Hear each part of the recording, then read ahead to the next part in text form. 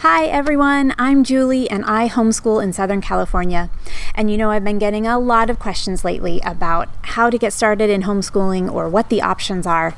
And when I started this 9 years ago, I had a lot of questions too. And it's funny, when you get into a conversation with a homeschool mom, often you get lost in this labyrinth of curriculum names and methods and choices that you don't understand. And inevitably, you will also have to sit through anecdotes about how brilliant their children are, neither of which really answer the question of how to get started. Come on, moms, you know it's true. So I was thinking, well, what really is the first question to answer?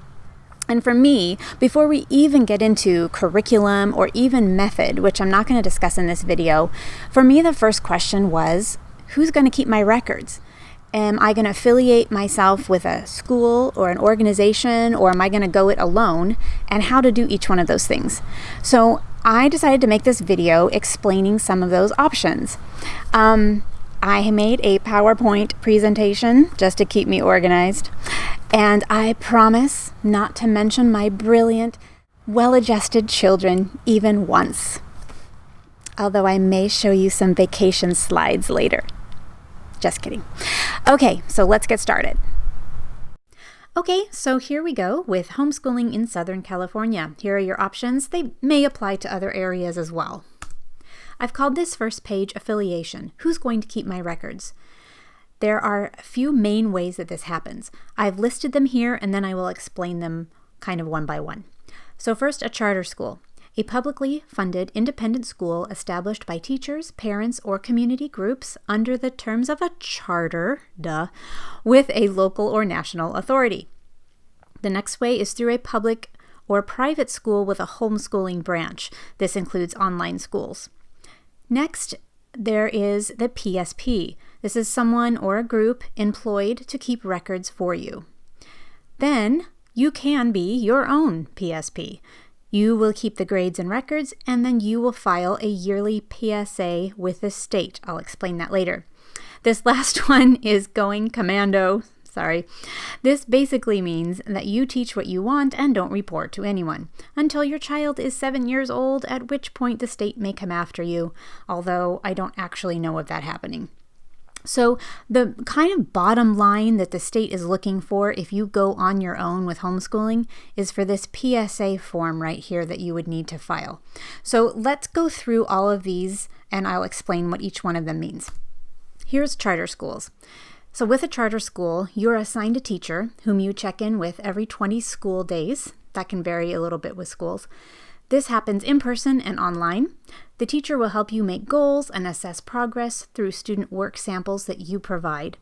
You are allotted funds to spend on different curriculum and services, including classes and even field trips, according to a set approved vendor list from your school. So let's go through some of the pros and cons of this setup. First, it's tuition free with funds, to spend on curriculum and services. This is because your child is considered a public school student, so the money that would normally funnel through a school, you get to decide where some of that would be spent on educating your child. It does not mean that someone's going to drop a big old lump sum into your personal bank account. The funds are allotted to you and you spend them through the school. You get a personal teacher and education counseling, and they will help you lay out a course of study and see you all the way through graduation. Then we have parent-led curriculum choices. That's great because there's a lot of different curriculum out there, and there might be one that fits you and your child better than another. So what about the cons? Well, there are limits on where school funds can be spent, and there are limits on curriculum choices because mostly you'll need to stay within that vendor list of people who have contracted with the school. It doesn't mean to say that you can't go outside those bounds to supplement your studies however you want, but if you're reporting to the school and spending school money, it's going to have to stay within their standards. Also, state testing and standards are still in play, especially for high school, which gets a little more technical, but that state testing, is that springtime testing that all the schools do. Well, the charter schools will strongly encourage their students to participate in this as well, because it keeps their school in good standing with the state. Now, state testing and standards may not be that big a deal to you. Some people don't care for it, so I decided to put it in the cons here. going on to some examples of charter schools that are operational in California. I've listed these 3 schools right here are under the IEM umbrella of schools, so that's why they're listed together, but they're actually 3 individual schools. And I've heard good things about all the schools on this list. Some have been around for a while, and some are kind of the new kids on the block. And each one of these schools metes out funds to their students at slightly different amounts, and in that way I think that's one of the ways they compete with one another. So you can look into that if you're interested in a charter school. We personally school with Sky Mountain Charter School. Okay, so I definitely did the charter school because I feel like I needed accountability and someone to come to my house and say, hey, what have you guys been learning? Because if I didn't do that, my kids would probably only learn Minecraft and how to make pancakes. So I decided, yeah, I need that stability. So this is the public or private school home study option. An established accredited school may have a homeschooling branch or may allow a home study hybrid situation. This may be a local real school or an online or satellite school and may have curriculum that is suggested or offered or even required, and tuition costs could vary. So you may not know that your neighborhood public or private school may already have a homeschooling or home study option, so you can ask them about that. Also, this would cover online schools, but not every online school is accredited and will handle school records. Some online schools are just there to supplement a course of study or to augment your subjects and add a little more color and flavor, but they may not keep the records. So for our purpose, these schools that I list here as examples are fully accredited schools that will keep your records for you. So let's look at those. ACE, Accelerated Christian Education. They have been in business for a long time. They do have an online presence, but mostly they use physical workbooks as a vehicle through their courses of study, which can be good in that it gives your kids something physical to do and it means less time on the computer. Now, I will say that many online schools do have offline or print-as-you-go options now to limit student screen time. This next one is K-12 or Connections Academy. Both of these schools are public education and they are tuition free. I could have put them in the list of charter schools instead, but I put them here because there's no parent-led curriculum choice. Whatever curriculum they offer, that's what you get. And they give you assignments, you do the assignments, and you turn them back in. But they do give you everything you need to complete that. Okay, Futures Academy, I found this one for older students. It's an online school with physical campuses in Southern California as well. And this could be useful for, say, high school students who are taking biology and they need a place to do a lab. And it's nice to have that kind of physical, hands-on class stuff. So I'm not sure what all they have to offer, but it's easy to find out on their website. And then Bridgeway Academy, I found this one for all grades. And I listed this one because they actually had their tuition listed on their website, so I thought it might be helpful for you to see where tuition costs could fall in an online school like this. And all of these places will keep all the records for you. Okay, let's talk about pros and cons for this. Well, in obvious pros, you have covering, guidance, you have records, and a lot of times that covering will also include a teacher who's helping you with the grades and keeping records for you.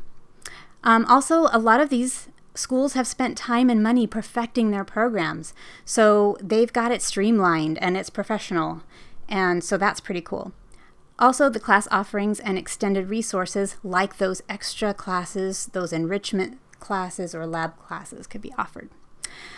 So a con might be attendance requirements. So if you found a real brick and mortar school that has a homeschool hybrid situation, they may still require you to come to attend their school physically a couple of days a week or part-time or something. So I don't know if that's a con, could be. Also, you're not going to get a curriculum choice, or it's going to be very limited because these schools have already decided on their curriculum and they just mete it out to you and you do what they offer. And then for these schools, there will be tuition, except for the public ones that I mentioned. But tuition can get pricey. It'll just depend on what you find and what fits you. So I have seen that a lot of hybrid options like this do seem to be connected with Christian schools. And I don't know, however, if you really need to be a Christian in order to partake of this. I mean, every sinner needs an education as well. No, but some Christian schools might have requirements like, hey, come see our church one Sunday, and so that you know what we believe and we know what you believe, and then you can enroll in our school. Others may not have requirements at all, and they're just there to help educate your child and picking the best way that they know how. So, but mostly I think this has been associated with Christian or Catholic, maybe Catholic schools would have this option. So this next option is the PSP, Private School Satellite Program. So any private school which has filed an affidavit can be a PSP. I put private school in quotation marks because you don't have to be accredited to do this. In fact, you will find out later you can be your own private school. Let's move on. Often they will offer their services at a price to file records for you and coach you through the schooling process. They will also file your yearly PSA. This is the private school affidavit. This informs the state that your child is, in fact, learning school subjects. So this is kind of the bare minimum for what to file to be considered a homeschool student in California. If you choose to submit this on your own, you will be listed as your child's teacher and will list your qualifications, it's not scary, and keep attendance, etc. The PSA is filed every October, so you have a couple weeks in October to file this, or a PSP will do it for you. Okay, so let's talk about pros and cons of this. Well, there's a lot of freedom here. You have ultimate curriculum choice because you choose what you're going to teach and then you teach it. And there's guidance from the PSP. So normally it's only a few $100s, I believe, for usually what people charge to help file these papers for you. Okay, so the cons are, if you're filing on your own especially, there's going to be more paperwork and there's some course planning. You might need to do like a course outline or something. And so that's why people will say, hey, I'll pay someone to do that for me and pay a PSP. And there's also no funds to use. I mean, you have your own money, but you won't have anyone else's to use for this. Okay, so let's talk about some examples in the California area. This first one is EIE, Excellence in Education. They are located in Monrovia, and they're kind of a one-stop shop for all things homeschool. They have classes that will augment the study. They offer PSP services and file your paperwork for you. They also have a bookstore that has new and used curriculum. The owners are extremely knowledgeable. They're like everyone's homeschool parent ever. Like, they really know a lot and they're very helpful. So that's one place. I also found these other schools. Saddleback Christian Academy is in Mission Viejo. Grace Homeschool Classes, I think they're in Temecula, and they have not only, they have a PSP branch of their school, but they also have co-op classes and classes that you can physically do there. And then GCS is Grace Christian School. They are located in San Diego, San Diego, and they also have PSP services for people.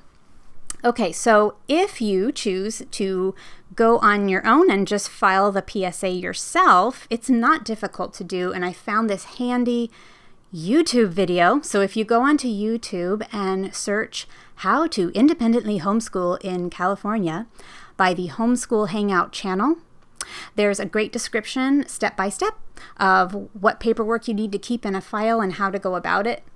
Obviously, if you file your own PSA, you have the ultimate freedom, but it may be worth it for you to come under someone's umbrella and have a PSP do it for you. And those are the examples. I'm just going to move on. This is my last thing. These are my sort of personal tips, okay? Know thyself.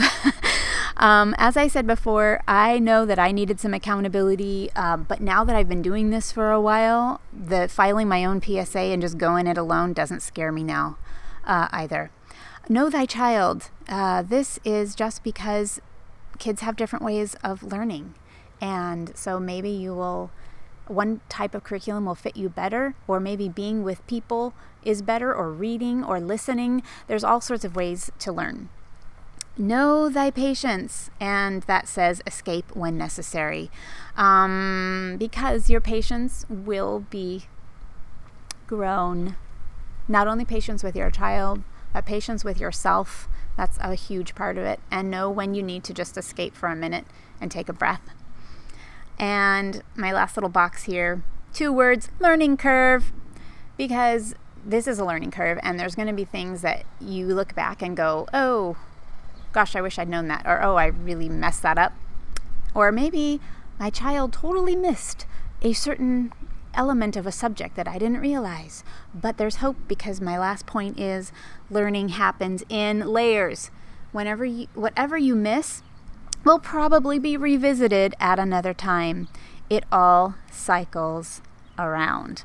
I know in my case, there were things that I thought I missed and didn't quite cover an element of a subject for my child, and now I realize, oh, that's okay, we'll rearrange some stuff and I'll make sure that they get that element a little later on. So deep breath, right? Okay, to recap, there are 4 main legal ways to homeschool in California. You can enroll in a charter homeschool. You can enroll in a private or online school.